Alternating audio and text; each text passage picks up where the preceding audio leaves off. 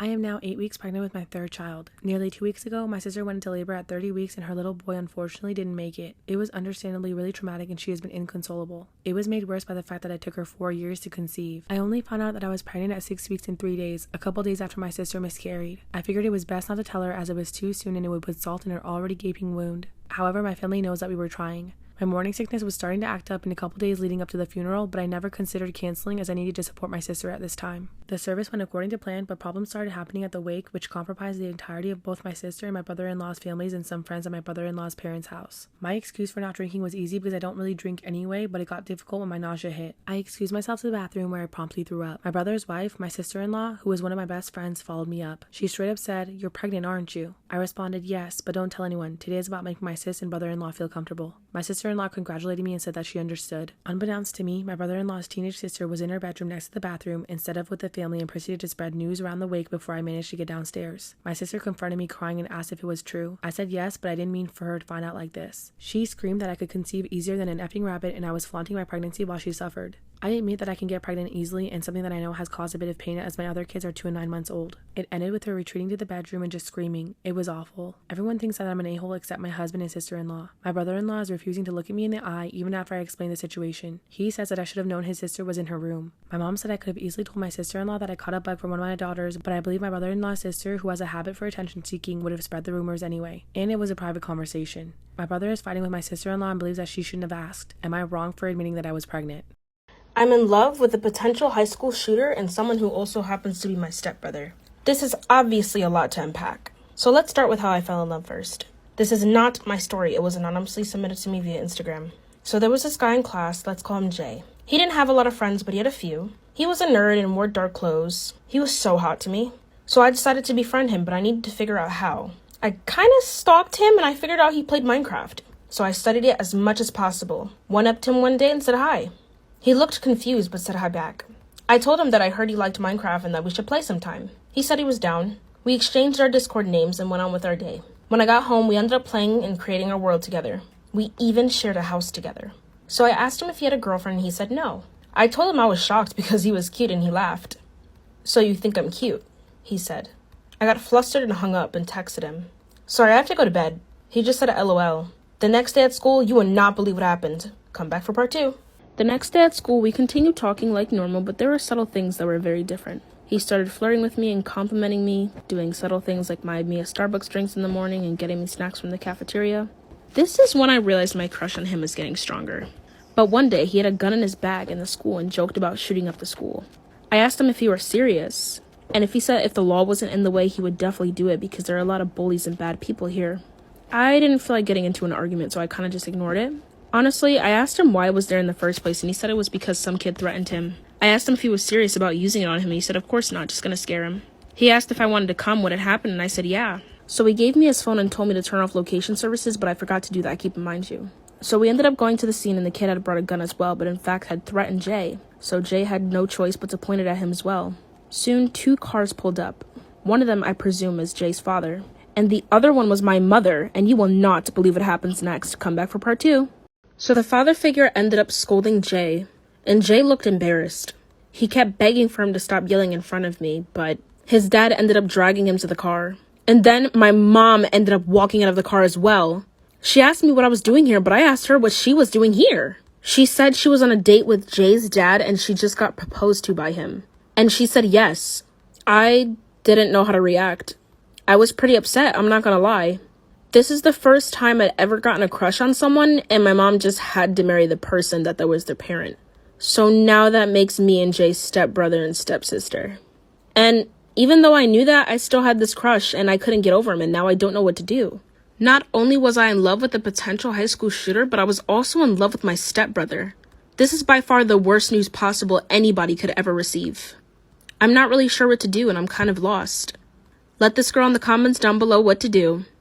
And make sure to follow for more story times. Story time about how my date turned out to be a serial killer. Disclaimer, this is not my story time, it was sent to me on Instagram. I recently got promoted at my job and had to move to a new city. I didn't know anyone in this new city, so I decided to sign up for some dating apps. Within a few days, I was already talking to some guys. One of them in particular was really nice and I could tell he was really trying to get to know me.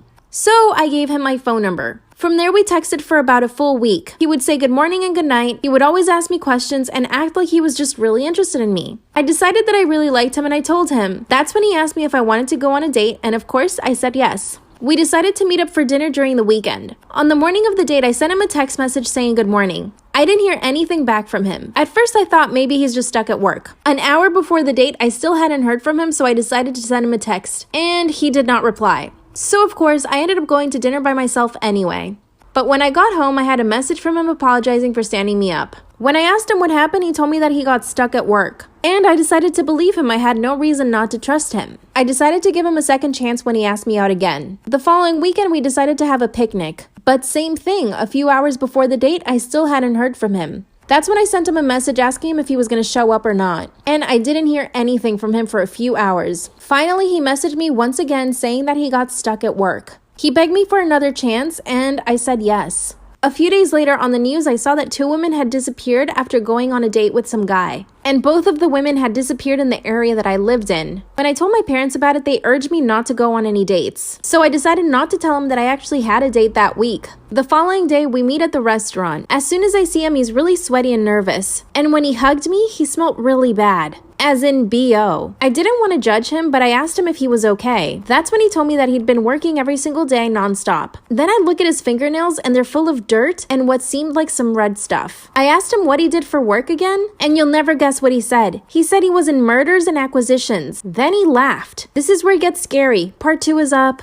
Part 2 of how my date turned out to be a serial unaliver. Disclaimer, this is not my story time. I was sending me on Instagram. On the date, I noticed that his fingernails were dirty, he was really sweaty, and he smelled really bad. When I asked him what he did again for a living, he told me he was in mergers and acquisitions. Then he started laughing maniacally. He told me it was a joke and it was a line from one of his favorite movies, American Psycho. I tried to laugh it off with him, but I just couldn't get past his whole demeanor. Then he started just doing bizarre things. He ordered tons of food, steak, chicken, pasta, nachos, salad, and he ate all of it. But the way he was eating was so aggressive, it was like he hadn't eaten in days. By the way, at this point, we hadn't followed each other on social media. So I told him I wanted to go to the bathroom. When I got to the bathroom, I started looking up his Instagram. He had a profile, but not many pictures on it. Then I started looking through his tagged pictures, but again, nothing. It was like he didn't exist outside of the dating app. I decided I'd stay for the date, but then I wouldn't speak to him again. When I got back to the table, he started asking me a lot of questions. Like, did I live by myself? Have I ever shot any weapons? I mean, what kind of question is that on a first date? Then out of nowhere, he asked me if I wanted to go to his lake house. He quickly pulled up his phone and showed me a few pictures. I finally asked him again what he did for a living. He told me that his parents are very wealthy and they own several ranches, and that he basically did all the marketing for them. Then he abruptly ended the date. I mean, trust me, I wanted to go home anyway, but it's the way he did it. I told him I probably wouldn't have time to go to the lake house. Then he called a server over and gave them his black card, which is a pretty good indication if someone has money. Then he went to the bathroom. At this point, I just wanted to make a run for it.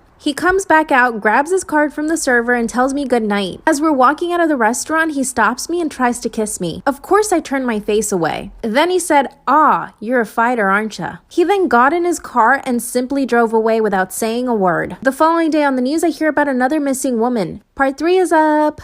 Part 2 of how my date turned out to be a serial unaliver. Disclaimers is not my story time. It was sending me on Instagram. If you haven't seen part 2, go watch it. The following day, I hear that another woman is missing. This is when they showed a description of the man they think kidnapped the women, and it looked exactly like my date. They even mentioned the dating app that he used, which is the same one we met on. So I decided that after work, I would go to the police myself. I spoke to the detective and gave him all the information. His name, his social media, his dating profile, and I even told him about how he behaved on the first date. Later on that night, I got home and blocked him from everything. 2 days later, the police show up to my job and told me that they caught him. And when they went to search his lake house, they found the missing women. Apparently, he would lure women to his lake house and keep them there for days, eventually unaliving them. The police told me that if I hadn't followed my instincts, I might have ended up like they did. He's now in maximum prison, and somehow he managed to send me a letter. I burnt it as soon as I got it. Apparently, he still wants to talk to me. Never trust someone you meet online.